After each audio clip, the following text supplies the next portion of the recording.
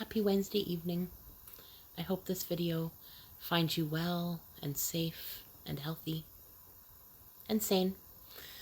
I know that some days or some moments during the day I am feeling crazy because I feel a bit stir crazy and, maybe similar to some of you, I just want answers like, what's actually happening, what's going to happen, how are we going to move forward, how are things going to be put back together, what's going to happen to the economy, what's going to happen when people can't pay their rents, what's going to happen when everybody wants to go back to work or has to go back to work, what's that going to look like, how many businesses are going to close, the incessant sort of thought that can be all consuming and can take me out of the game from moment to moment in my day. So, this morning, similar to the last, several mornings anyway, over the last 2 weeks, where I get up, I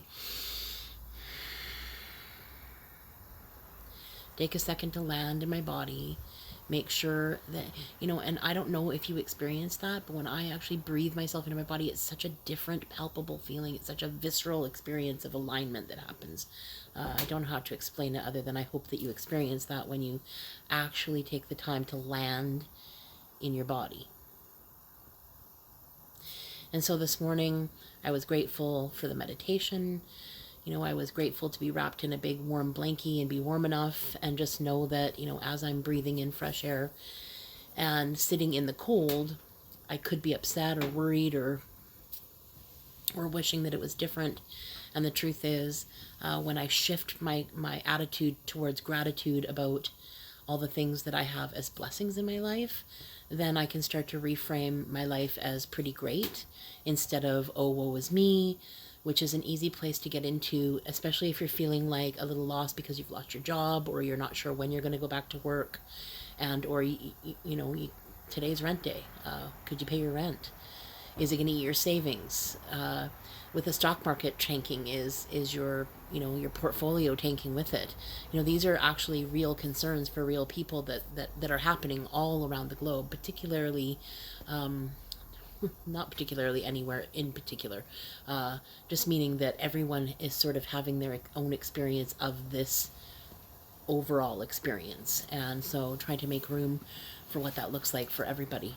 I know that today was not my best day. Today I had challenges around eating, and I'm just trying to stay aware of that because it's my habitual turn to friend, if you will, and the problem is that it's not my friend. It's actually somewhat of an enemy and an ally, and it makes it very confusing. So I'm just sort of peeling back some of the layers and exploring some of those places that I know that I've been for a long time, but I'm actually giving it a conscious thought and a conscious effort to be curious, to be in a place of wonder, and to really take action at that point in time. So it's great to wonder about these things and to think about them and to know about them, but unless we're willing to actually step up and take an action towards what it is that we want as opposed to what we don't want to create and recreate, then nothing's probably ever going to change. Today's card reading was just as aligned as all of the rest. My first card that I pulled was this little boy blue, similar to what I pulled the other day, Dreams Come True, Return of the Soul. And I have folded the pages on my book today so that I don't have to lick my finger. So I'm hoping not to have to go there. Trying to practice that awareness. So some things that I read today that were sort of stood out as, wow, that resonates deeply. Hope and promise are reborn in your life. I feel that. I feel that experience where I'm experiencing now. Hope and faith are rebuilding in my life because I'm taking action, because I'm being aware, because I'm willing to do something different and take a look at this as an opportunity to move forward in faith and stop the round and round and round and round we go of I don't know what I'm doing and this is happening, and that sort of panic state into a more calm state moving forward.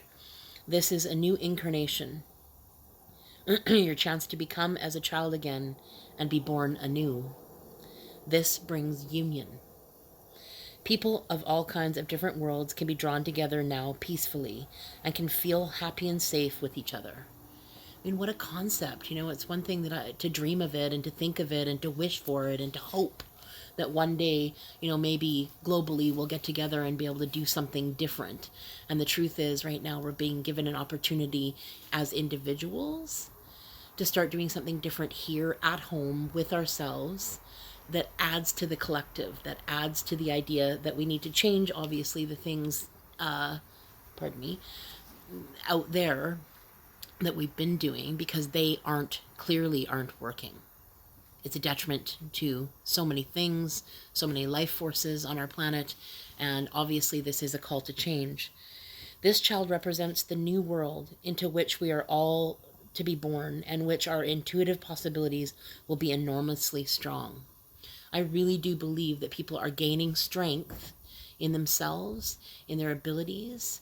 We're all up against it. I don't know a person that I can think of that wouldn't be up against their stuff, wondering, worrying, hoping that, this isn't forever, and sort of like me, that piece of we're all in the same boat. No one knows how this ends. No one knows what's next necessarily. We can guess, we can speculate, we can hope, we can pray. But the truth is, until we actually take steps towards what it is that we say that we want and start actualizing those things, then none of that other stuff really has any kind of meaning, because we can think until we're blue in the face. But until we're actually ready to act and do something different and change and alter here first, and then dream of the collective and add to the collective of things. This will be a time of fast growth and incredible development. Can you feel that? Can you feel the sort of intensity around things are happening rapidly? There's a rapidness to this. But there's a calm peacefulness in the background of that for me as well. That's where my faith builds and that's where my faith remains. Approach with an innocent heart. The discovery is a gift. Look, I didn't have to lift my finger when I turned my page. Yay! Letting go of old concepts and ideas that no longer serve, approaching life with the open heart of a child. I think it's so important to be childlike. And, blowing bubbles in the park the other day, some people would be like, oh my God, she's an adult. What the heck is she doing? But the truth is, it takes me back to that magical instance of just being, creating joy, just having the experience of. And as adults, I think we forget sometimes the joy of just being. And I watch it in my granddaughter every day. She wakes up just happy to see the world. Another day. Oh, here's a book. Let's read a book. Oh, there's a rock. Let's sniff a rock. Oh, there's some food. Let's eat some food. She's just happy just to keep living her life, being exactly who she is in every moment. Because some of those moments are grand and great and joyous and full of adventure, and then other times she's exploring I don't like to be told no. I don't want to be redirected. I don't want to eat that. Her independence, her autonomy. And it's so interesting to watch all of that develop, and that she is paying attention to absolutely everything. And so in watching her, I learn better how to just be me, which is pretty great. And I get to play with her every day.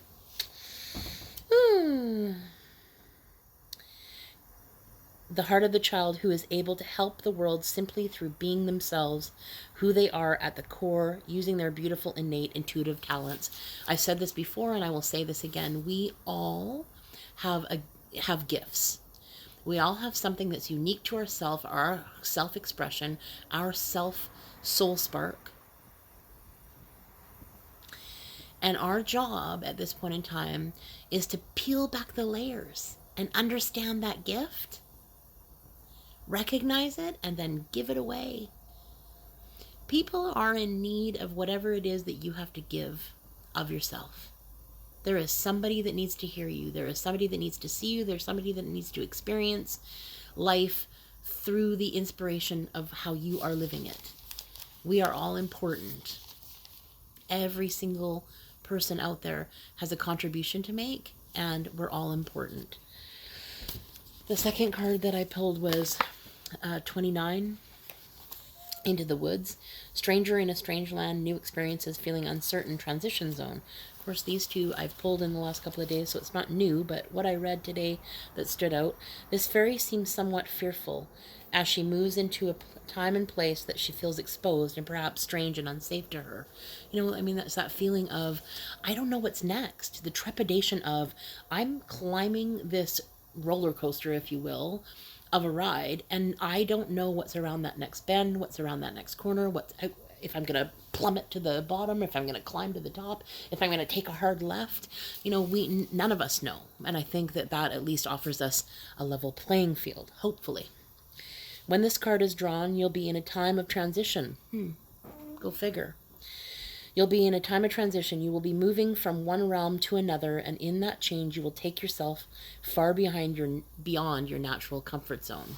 And I don't know about you, but there are so many times in life where I get comfortable in my life and I create habits that are unhealthy for me, and it will always be this thing that I'll do later, sometime out there, sometimes past where I am right now. And the truth is, we're being called right now rapidly to take a look at that stuff, reveal it to ourselves, take a peek. It's not about judging ourselves. It's about being gentle and tender with ourselves and allowing that stuff to burble up to the surface, because it will come if you listen long enough. It's there. We know. As she walks, something happens to her fears. In the place they grows her fallen dreams. Her shattered purpose begins to reshape itself. As she faces each guilt and fear in their place, sorry, my paper got bent, springs hope and faith, and she understands that her dreams can be recreated. She will walk on, and the world all will cease to be fearful, but full of joyous potential. You will grow and change and become stronger as a result. I believe that we are, obviously being tested in our resolve at this point in time, in our ability to take a look and not be in that panicked place. And it's not a constant thing. It's not, I will conquer this and I will do it forever. It's a practice. Life is a practice, and love and life is messy, man. And sometimes we get it right and sometimes we just don't. The third card that I picked was called Riddle Fisher. Divination, seeking out and finding answers. Searching deep caverns of the ancient places of our emotions, of the past, of the memory of our DNA. A quest to find missing information. Going through emotional waters that are deep and knowing it is safe to do so. And we may have a mistrust of processing our emotions, fear of finding the answers. I don't know about you, but I know for myself, there's been a desire there for a long time to find and seek those answers, but the fear has always overridden that. I've allowed the fear to override that because I'm in the safety zone of what that looks like. And the truth is, it's stunted.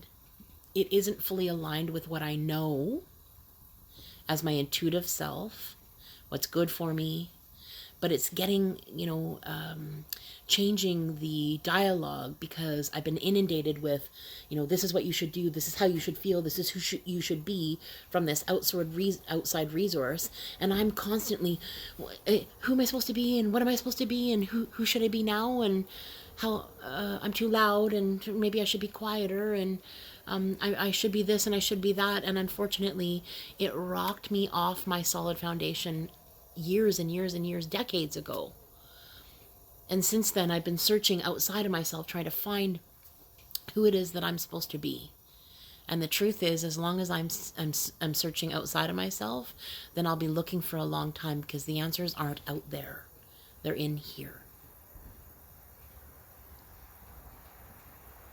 And that's scary and exciting, all at the same time. I know that I'm just peeling back the layers as I notice them, as I can, staying curious, staying in a place of wonder about what's really going on here, and feeling called to action. If you're feeling called to action, what is it that you could do today to get you one step closer to what it is you say that you want? We don't have to take these giant leaps. We don't have to make, take things in complete stride, We have the ability just to take one thing, one moment at a time. And so my greatest hope is that you do a little something today that helps you laugh, something that helps you cry, and you learn something. Create something. I love you. I'll see you tomorrow.